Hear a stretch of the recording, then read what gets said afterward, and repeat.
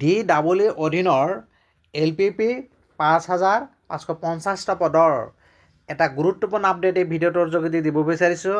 আজি ৩১ অক্টোবৰ তাৰিখে DEEৰ পৰা নটিফিকেশ্যনখন প্ৰকাশ পাইছে। উদ্যোগৰ লগত সম্পৰ্কিত নটিফিকেশ্যনখন আহিছে আৰু DEEৰ অধীনত LPPত ইতিমধ্যে একাংশ প্ৰাৰ্থীয়ে নিযুক্তি লাভ কৰিছে।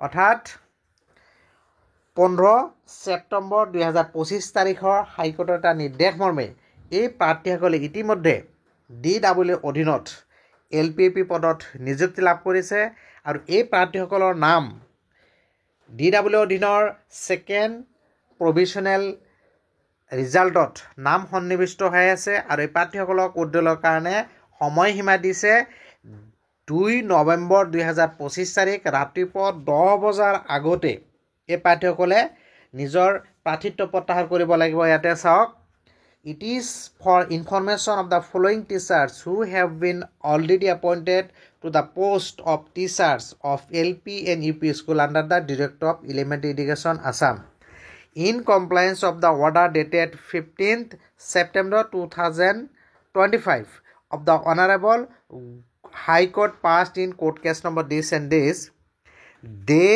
shall withdraw their names from the provisional merit list published on dated 25th October 2025 অৰ্থাৎ অক্টোবৰ 25 তাৰিখে যিখন ছেকেণ্ড প্ৰভিশ্যনেল ৰিজাল্ট ঘোষণা কৰিছে তাৰ পৰা সিহঁতসকলে কেণ্ডিডেটছাৰ উদ্দল কৰিব লাগিব। এটা সময়সীমা দি দিছে। The teachers R requested to visit the official website of DEE Assam and submit their withdrawal of candidature from the post latest by 10 AM of 2nd November 2025. So প্ৰাৰ্থীসকলৰ ইয়াতে নাম উইথ ফাদাৰ্ছ নেম উল্লেখ কৰিছে।